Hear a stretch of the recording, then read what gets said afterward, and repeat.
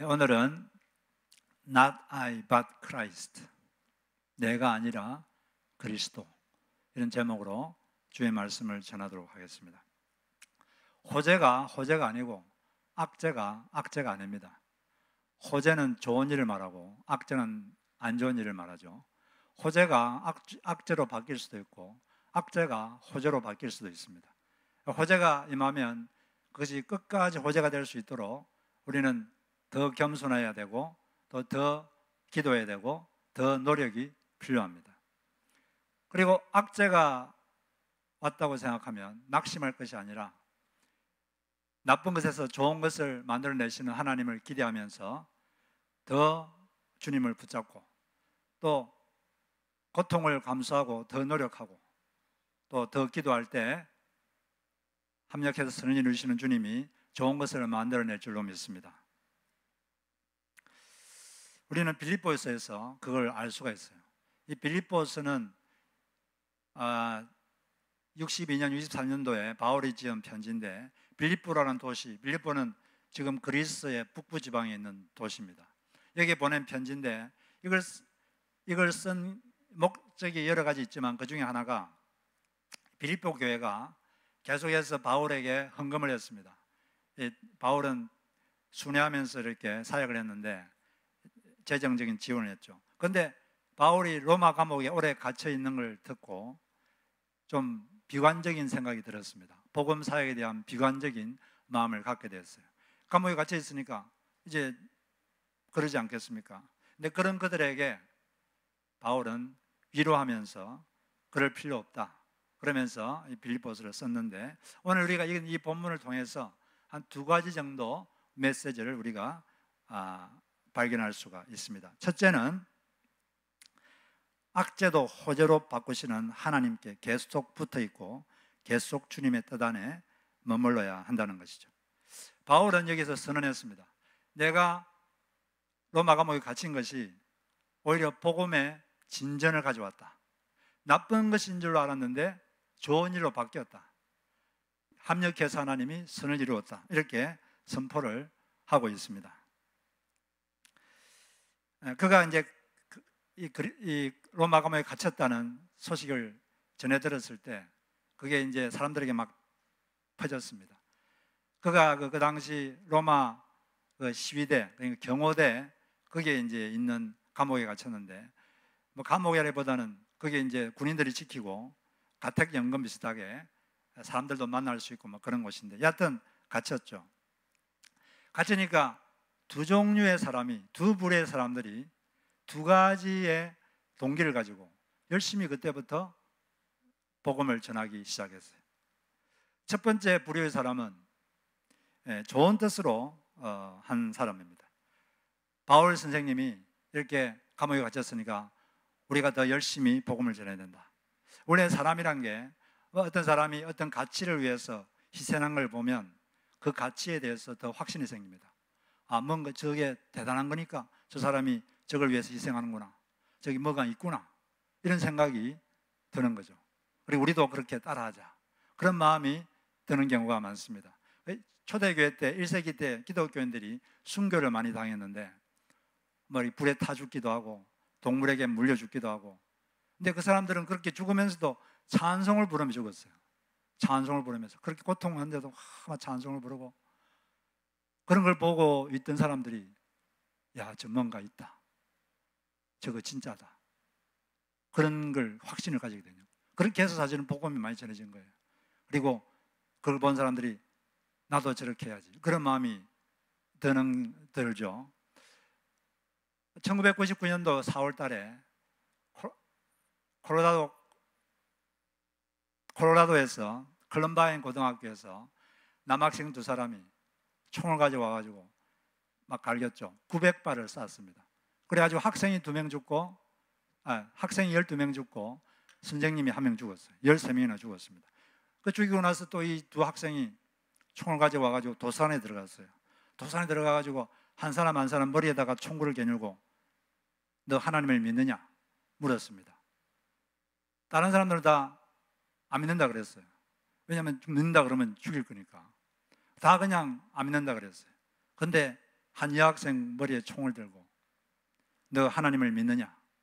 그러니까 이 학생이 Yes, I believe in God.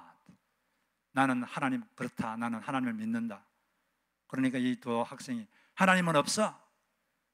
그러니까 또 이 여학생이 말했습니다. 그 하나님은 지금도 살아계셔. 너희들도 그 하나님의 길을 따라야 해. 그러니까 바로 방아쇠를 당겨서 피투성이가 돼서 죽었습니다. 그 학생 이름이 캐시 버넬이죠.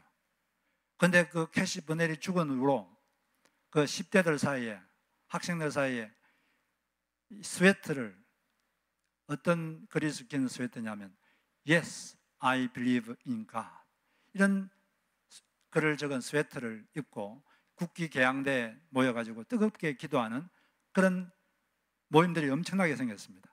그전에는 자기가 예수 믿는다는 것을 숨기던 학생들이 그 캐시 버넬을 보고 용기를 얻어서 나는 하나님을 믿는다, 나는 예수를 믿는다, 그리고 옷을 입고 다니면서 국회 개양대 앞에서 보라는 듯이 뜨겁게 기도하고 그 10대들 사이에 많은 회개 운동이 일어났습니다. 그리고 콜로라도에서는 플로리다 어떤 도시에서는 2,500명의 학생들이 모여서 국회 개양대에 모여서 기도하고 그랬다는 이야기도 있죠. 그러니까 어떤 사람이 어떤 가치를 위해서 희생하면 그 가치에 대한 확신이 더 생기고 나도 저렇게 해야지, 이런 마음이 생기는 거죠. 그 첫 번째 부류의 사람들은 그런 마음으로 열심히 복음을 전했습니다. 여기 15절을 보면 좋은 동기, 착한 뜻으로 했고 바울을 사랑함으로써 16절, 그리고 18절에 참으로, 참된 마음으로 그렇게 한 것입니다. 그런데 또 두 번째 부류의 사람들이 있는데 이 사람들은 별로 좋지 못한 동기로 열심히 바울이 전하던 복음을 전했어요. 그리스도를 전파했습니다. 이 두 번째 부류의 사람은 어떤 동기로 했느냐? 이제 로마 교회 지도자들이었는데 로마 교회 지도자들이 그 전에 바울이 감옥에 안 갇히고 활동했을 때는 바울의 영향력이 대단했습니다. 하나님께서 바울에게 큰 능력을 주셨기 때문에 바울이 전도하면 많은 사람들이 그를 통해서 믿고, 그러니까 로마 교회에서 그의 영향력이 아주 컸어요. 그런데 이제 바울이 감옥에 갇히니까 야, 이때다. 평소에 바울에 대해서 라이벌 의식을 갖고 있던 사람들이, 이 바울에 대해서 경쟁심을 갖고 있는 사람들이 지금 이때 우리가 열심히 전도를 하자. 열심히 전도를 해서 세력을 키워서 우리 영향력을 펼치자. 그러면은 바울도 이 시기심이 들어서 바울이 괴로워할 것이다. 바울을 괴롭히려고, 바울이 고통을 주려고 그런 마음으로 전도를 했습니다. 그런 마음으로 했어요. 그래서 여기 보면 15절에 보면 투기와 분쟁으로, 시기심과 분쟁으로 그렇게 했고, 바울에게 괴로움을 더하게 하려고. 이 사람들은 바울 수준이 자기들과 수준이 같은 줄 알고 그렇게 했습니다. 자기들처럼 바울도 시기심을 느끼고 그렇게 할 것처럼 생각한 거죠. 그리고 18절에 거칠애의 말은 거짓된 마음으로, 그런 동기로 그리스도를 전파한 거죠. 그런데 바울은 이 사람들과 수준이 같은 사람이 아니었죠. 오히려 그리스도가 그렇게 해서 더 전파되니까 오히려 그는 기뻐했습니다. 결과적으로 보니까 감옥에 갇힌 게 더 많은 사람들이 더 열심히 이 복음을 전하고 더 열심히 그리스도를 전파하는 그 결과가 생긴 것이죠. 안 좋아 보였는데 결국은 더 좋은 일이 생긴 것입니다. 이처럼 우리 삶에도 악재로 보이지만 그게 호재로 바뀌는 경우가 많이 있는 것입니다. 여러분 삶에도 그런 일들이 많이 생기기를 주의 이름으로 축복합니다. 우리 하나님은 그런 것을 아주 잘 하시는 분이시죠. 성경에도 그런 일들이 많이 기록되어 있습니다. 그 중에 하나가 이스라엘의 일대 왕인 사울은 그냥 평범한 청년이었는데, 아주 외모가 준수한 청년이었는데 어느 날 갑자기 하나님의 사람 사무엘 선지자를 만나게 되었어요. 거기서 왕으로 기름 부음 받게 되었습니다. 어떻게 그러면 그렇게 됐느냐? 사울 아버지가 기스인데 그 기스 집안에서 기르던 암나귀들이 갑자기 실종되었습니다. 암나귀들이 많이 실종이 됐어요. 그 당시 암나귀들은 아주 돈이 비쌉니다. 상당히 많은 재산 손실이 생긴 거죠. 그래서 아버지가 걱정해서 아들 사울과 종을 붙여서 네가 다니면서 암나귀를 찾아와라. 그래서 암나귀를 찾으려고 온 산지를 다니면서 그렇게 찾아다녔습니다. 그 찾아다니는 도중에 그 사무엘 선지자를 만나게 된 겁니다. 만나서 거기서 하나님의 세우신 왕으로 기름 부음 받고 그렇게 된 거죠. 그러니까 사울은 겉보기는 안 좋은 일, 재산 손실, 그걸 통해서 하나님의 사람을 만나게 된 거죠. 이 사울은 처음에는 아주 잘했습니다. 하나님께 순종하고 잘했습니다. 나중에 이 권력 맛이 들어가지고 교만해져서 하나님께 불순종해서 문제가 생긴 거지. 여하튼 이 사람은 이런 악재가 하나님의 사람을 만나는 축복을 받는 호재가 된 것이죠. 우리 하나님의 전문은 안 좋은 곳에서 좋은 것을 만들어내는 그런 하나님인 줄로 믿습니다. 그 하나님의 능력이 잘 표현된 구절이 로마서 8장 28절 말씀이죠. 거기 보니까 너희가 알거니와 하나님을 사랑하는 사람 곧 그 뜻대로 부르심을 입은 사람들에게는 모든 것이 합력하여 선을 이루느니라. 모든 것이 주 앞에서 좋은 것이 된다, 그런 말씀인데, 근데 이게 조건이 있어요. 아무에게나 그렇게 되는 게 아니고 누구에게 그렇게 된다 그랬죠? 하나님을 사랑하는 자, 그리고 그 뜻대로 부르심을 입은 자에게 하나님께서 모든 걸 조합해서 좋은 것이 되게 하신다는 거예요. 그러니까 우리가 어떤 안 좋은 일이 생겼을 때 계속 하나님과 사랑의 관계를 유지해야 됩니다. 하나님께 붙어 있어야 돼요. 꼭 붙어 있어야 됩니다. 그래야지 하나님께서 그게 선으로 바뀌지. 근데 어떤 사람들은 너무 힘들면은, 사람이 아주 힘들면 기도도 잘 안 나올 때가 있습니다. 그럴 때라도 그런 힘든 게 있으면은 그냥 하나님으로부터 도망치고 싶어요. 하나님으로 등을 돌리고 싶어 하고 하나님을 떠나고 싶어 합니다. 그런 유혹을 받을 때도 있어요. 그러나 기도도 안 나올 정도로 힘들어도 그냥 하나님 앞에 나와서 가만히 있으면 하나님은 그걸 침묵 기도로 쳐주십니다. 그래서 하나님께서 그 사람에게 임해서 이제 조금씩 기도도 나오고 찬송도 나오고 그렇게 되는 거예요. 그래서 우리는 늘 이 하나님과 관계를 자꾸 끊으면 안 돼요. 계속 어떤 일이 있어도 하나님과 사랑의 관계를 계속 맺고 있어야 됩니다. 하나님께 붙어 있는 가장 좋은 방법이 예배 드리는 거예요. 여러분, 주일 예배 중요한 것입니다. 그리고 금요 예배 중요한 거예요. 우리 교회 금요 예배가 없는 금요일이 없습니다. 매일 금요일 8시에 있으니까 열심히 참석하십시오. 아주 은혜가 넘칩니다. 그리고 여러분들이 특별한 기도가 있으면 새벽 예배도 오시고, 그리고 목장 모임, 이런 것들이 주님께 붙어 있는 방법이에요. 계속 주님과 사랑의 관계를 맺고 있으면 주님께서 그 안 좋은 것에서 좋은 것을 만들어낼 줄로 믿습니다.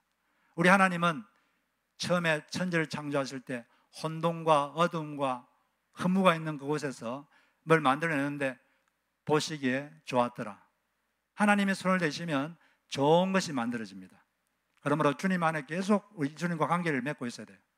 그리고 그 다음에는 그의 뜻대로 부르심을 입은 사람.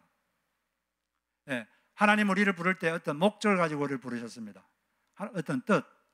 하나님의 뜻 안에 우리가 계속 머물러 있으려고 애를 써야 돼요.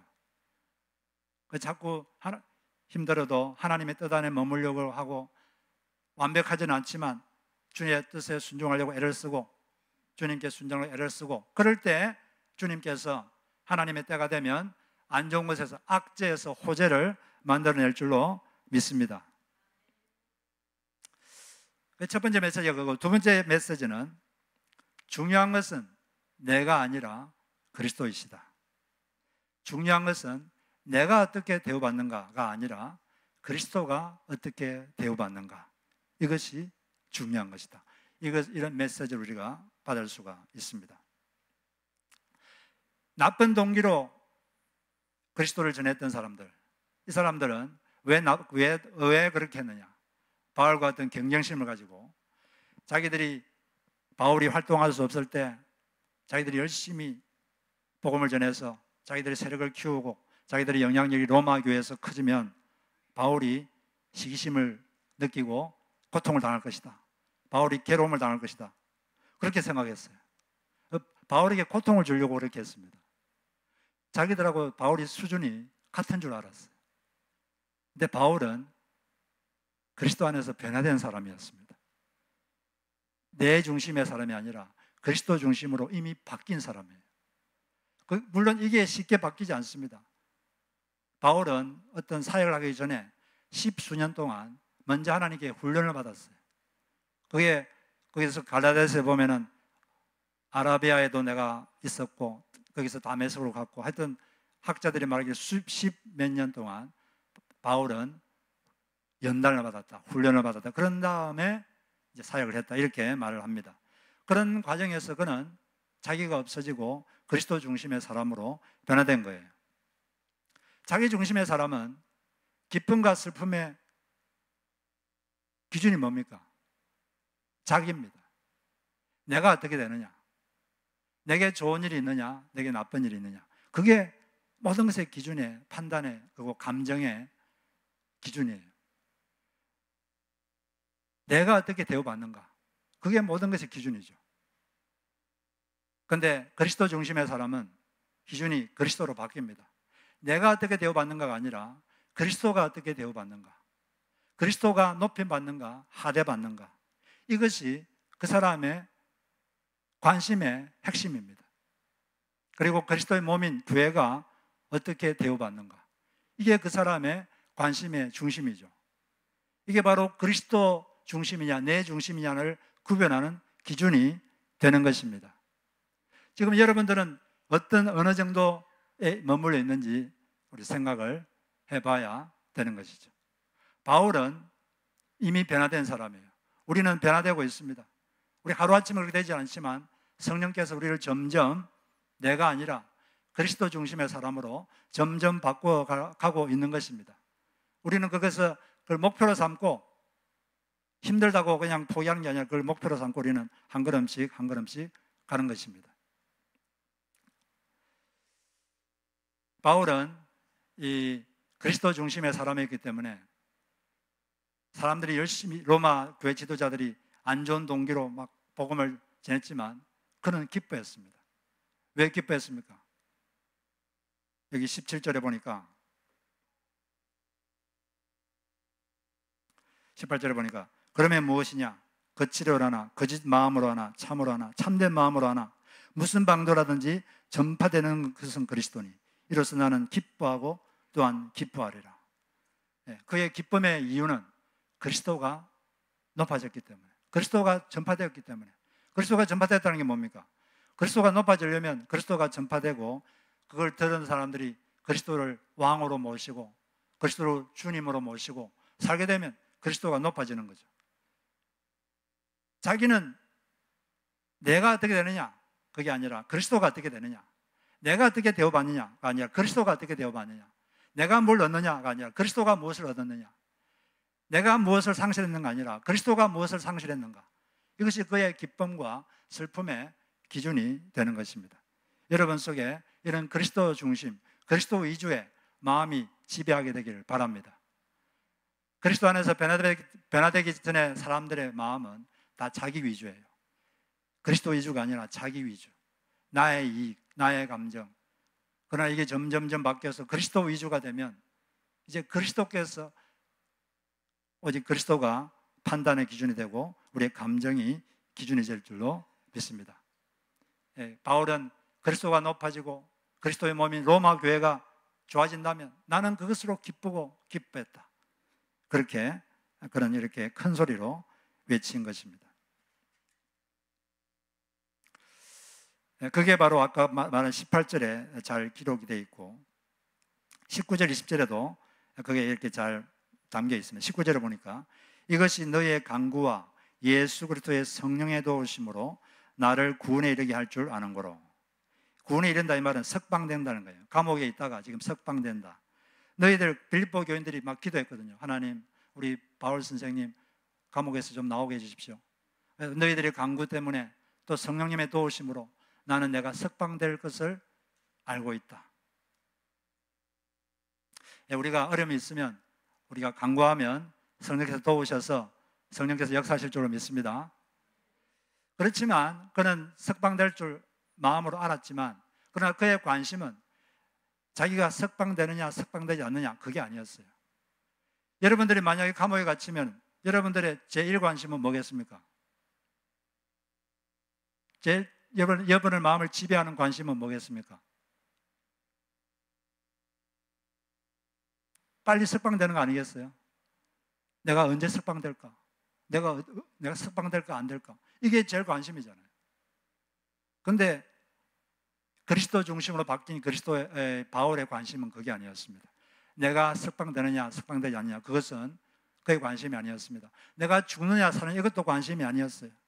그의 관심은 뭐냐? 그의 간절한 기대, 그의 간절한 희망은 뭔가? 그의 간절한 기대가 뭔가? 그것이 20절에 나와 있는데, 여기 보니까 나의 간절한 기대와 소망을 따라, 이 말은 나의 소망은 이것이다 그 말이죠. 첫 번째, 아무리든지 다 부끄러워하지 아니하고 나의 간절한 기대와 소망은 어떤 일에도 부끄러움 없는 삶을 사는 것이다. 부끄러움 없는 삶을 살고, 또 두 번째, 지금과 같이, 지금도 전과 같이 왔다 갔다 하는 게 아니라 변함없이 꾸준히 온전히 담대하여 나의 간절한 기대와 소망은 그리스도 안에 담대하게 사는 것이다. 그런 태도로 살면서 그가 최종적으로 간절히 기대하고 바랐던 것은 그 뒷부분에 있습니다. 그가 간절히 기대하고 바랐던 것은 내가 죽든지 살든지 이건 관심이 없고 내 몸에서 그리스도가 존귀하게 되게 하려 하는 것, 이것이 나의 간절한 기대와 희망입니다. 나를 통해서 그리스도가 귀하게 되는 것, 높아지는 것, 그리스도가 하대받는 것이 아니라 그분이 높아지는 것. 그러면 나는 기뻐하고 기뻐합니다. 내가 어떻게 되는가? 내가 어떻게 대우받는가? 그것은 제 관심에 바뀝니다. 여러분, 이 마음이 여러분의 마음이 되기를 주의 이름으로 축복합니다.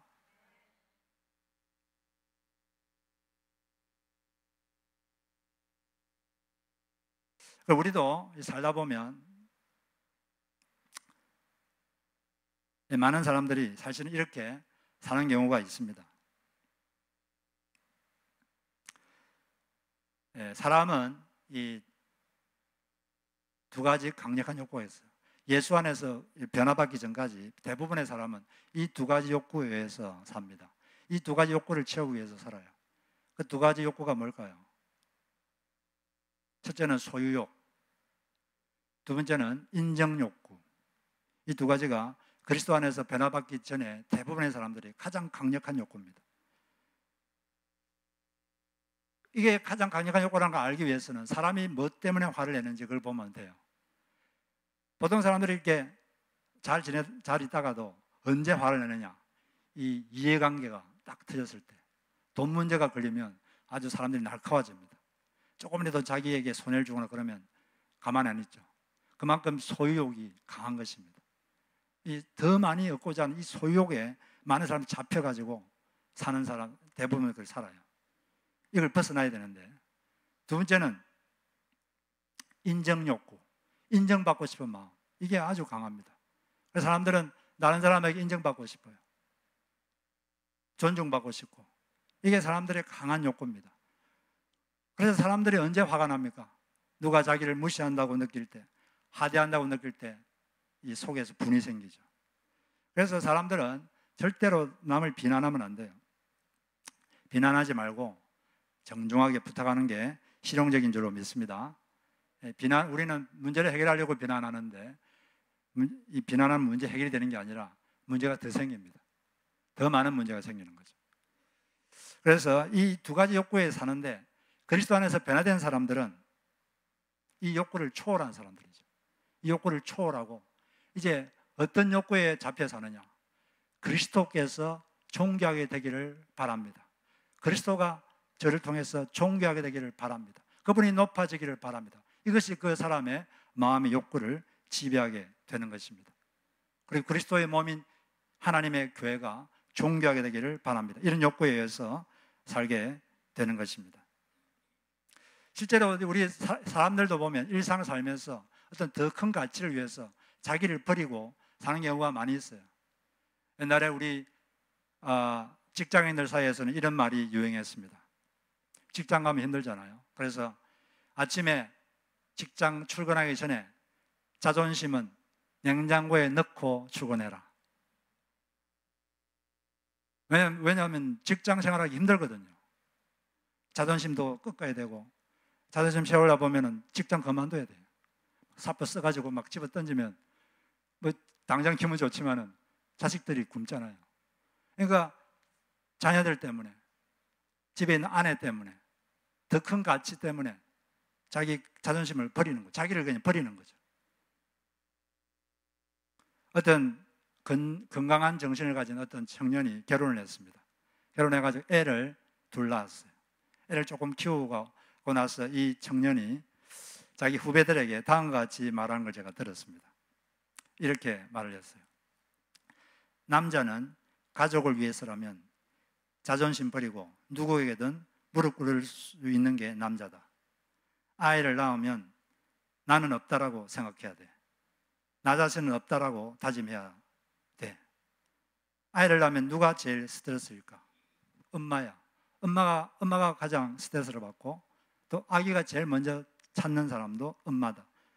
그러면 엄마의 스트레스와 힘듦은 누가 커버해 줘야 될까? 아빠가 커버해 줘야 된다. 아기 키우는 건 엄마가 하는 거니까 내버려둬도 그것은 아주 나쁜 것이다. 아빠가 엄마를 서포트해야 된다. 이런 말을 했는데 이 청년도 말했잖아요. 자녀를 위해서 나를 버린다. 자녀를 위해서는 나를 버려야 돼. 그래야지 애를 키울 수 있다. 이 자녀라는 그 가치를 위해서 자기를 버린다는 거예요. 그냥. 안 그러면 자녀를 키울 수가 없다는 거죠. 여기서도 더 큰 가치를 위해서 자기를 버립니다. 많은 사람들이 실제로 그렇게 살고 있어요. 근데 뭘 위해서 자기를 버리느냐? 그게 이제 중요한 것인데, 뭘 위해서 자기 자존심을 버리고, 뭘 위해서 자기를 버리고, 자기를 아무것도 아닌 것처럼 그렇게 여기느냐? 그게 이제 질문이 되는 거죠. 예수님도 바로 그런 삶을 사셨습니다. 예수님도 자존심 완전히 버렸어요. 예수님은 어떤 가치를 위해서 그렇게 하셨습니까?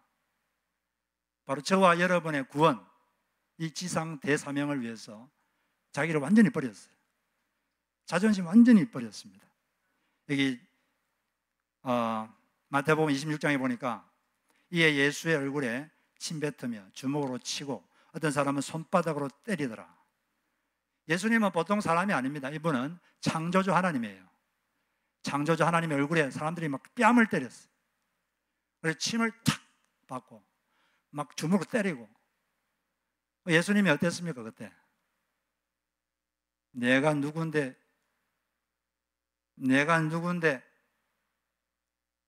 그렇게 하고 했으면은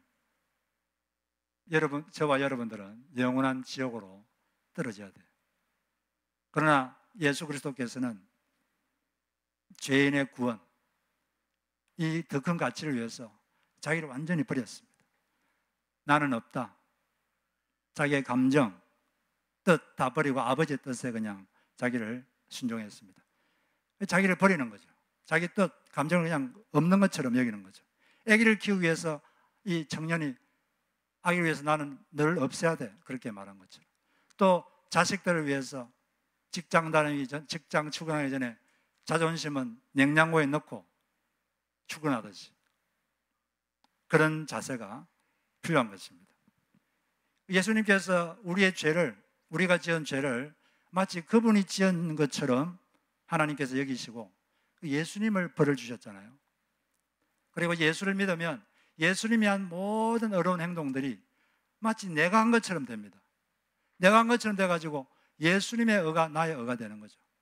그래서 우리가 구원을 받게 되는 것입니다. 예수님께서 우리를 위해서 이처럼 자기를 버리셨기 때문에 이 예수님은 지금 우리에게 뭘 요구하시느냐? 너도 이제 나를 위해서 너를 버려라. 예수님 여기 계신 분들은 다 예수님이 자기를 위해서 죽었다고 믿는 사람인 줄 믿습니다. 예수님이 나를 위해 죽었다면 이제 우리도 예수 그리스도를 높이기 위해서 자기를 버려야 됩니다. 네, 자기를 버려야 돼요. 자기 감정, 자기 뜻, 그게 하나님의 뜻, 하나님의 감정과 맞지 않다면 그냥 없는 것처럼 여겨야 돼요. 그럴 때 우리를 통해서 그리스도께서 높임 받으시고 그분의 뜻이 이루어질 줄로 믿습니다. 이 미국 역사에, 미국 프로 야구 역사에 제키 로빈슨이라는 분이 계신데, 이분이 흑인으로서는 최초로 프로 경기에 참여한 선수입니다. 1947년도 뉴욕에 있는 프로 야구팀 브루클린 다저스, 그게 최초로 흑인으로 프로 선수로 이렇게 참여했어요. 그때 구단주가 브랜치 리키라는 분인데, 이분은 흑인의 인권에 관심이 많았습니다. 그래서 이 흑인을 최초로 거기에 참여하게 한 거예요.